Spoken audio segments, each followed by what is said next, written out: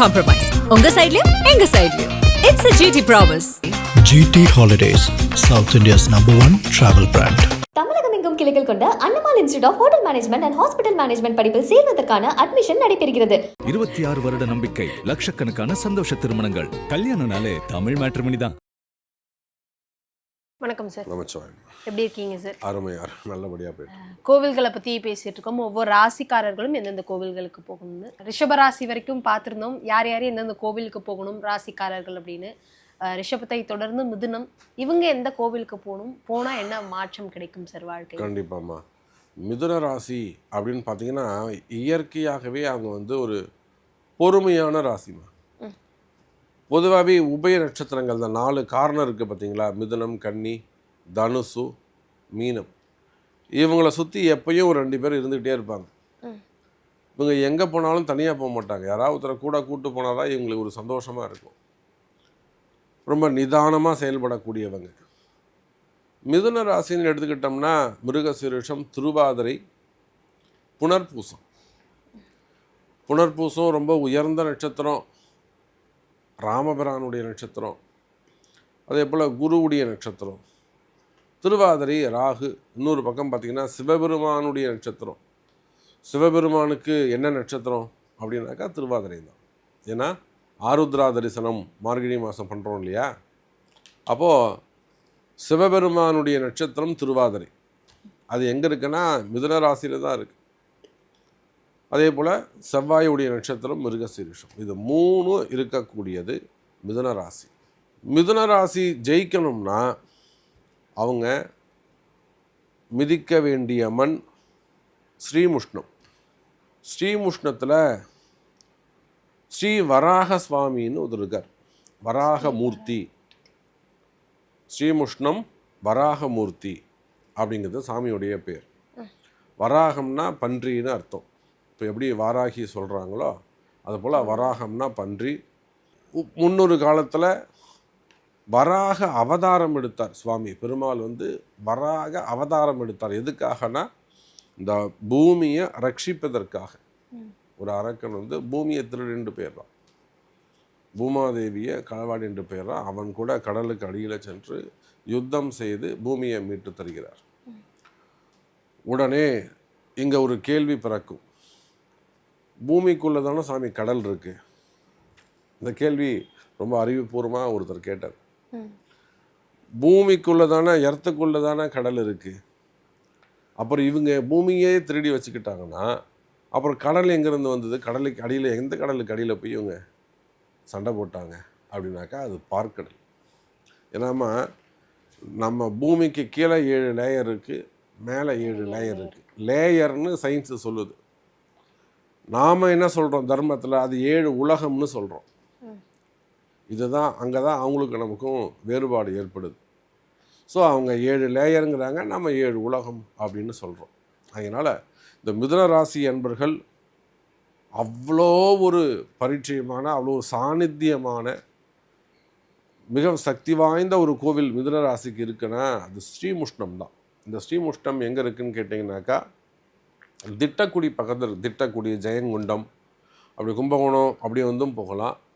இப்படி திருச்சி ரோட்லேருந்து வந்தாங்கன்னா விருத்தாச்சலம், தொழுதூர் விருத்தாச்சலம் பக்கத்தில் இருந்தோம் நீங்கள் அது போகலாம். விருத்தாச்சலத்துலேருந்து ஒரு 20 கிலோமீட்டர் அப்படி வச்சுக்கோங்களேன். வராகமூர்த்தி கோவில் இதுதான் மிதுன ராசிக்கான கோவில். இவங்களுக்கு இன்னொரு உபகோவில் இருக்குது. அது என்னன்னு கேட்டிங்கன்னா விழுப்புரம் திருவண்ணாமலை ரோட்டில் அதனூர் அப்படிங்கிற ஒரு கிராமம்.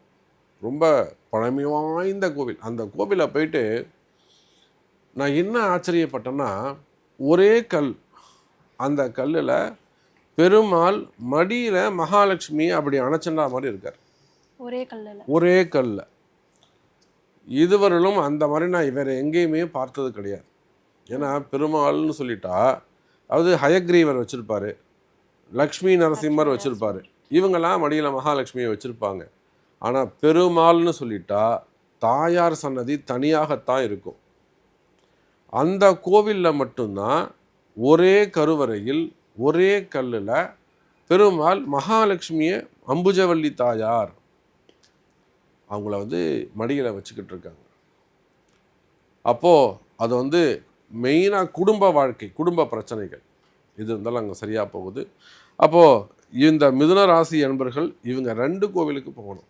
ஒன்று ஸ்ரீமுஷ்ணம் வராகமூர்த்தி கோவில், இன்னொன்று வந்து விழுப்புரம் அருகில் இருக்கக்கூடிய அதனூருங்கிற கிராமத்தில் இருக்கக்கூடிய அம்புஜவல்லி தாயார் சமேத வெங்கடேச பெருமாள் ஆலயம், இந்த 2 கோவிலுக்கு போகணும்.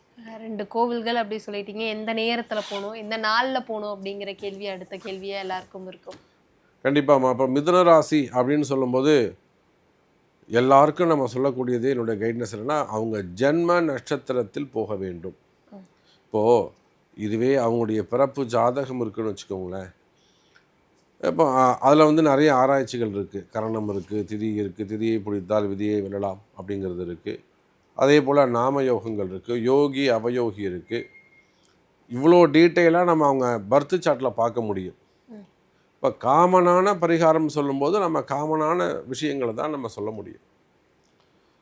அப்போ மிதுன ராசி என்பர்கள் அவங்க பிறந்த நட்சத்திரத்தில் போவது சிறப்பு. ஜென்ம நட்சத்திரத்தில் திருவாதிரைனா திருவாதிரை, புனர்பூசம்னா புனர்பூசம், மிருகசீரிஷம்னா மிருகசீரிஷம், பிறந்த நட்சத்திரத்தில் செல்வது சிறப்பு. ஒருவேளை அன்றைக்கி போக முடியல அப்படின்னா பிறந்த கிழமையில் செல்வது சிறப்பு. அவங்க பிறந்த கிழமையில் போகலாம். அப்படி இல்லைன்னா பெருமாளுக்கே உரிய நவமி, அஷ்டமி, ஏகாதசி, இது 3மே பெருமாளுக்கு உரிய திதி. அந்த 3 திதியில் செல்வது சிறப்பு. அங்கே போய் நம்ம சொன்ன பரிகாரத்தை அவங்க செய்யலாமா.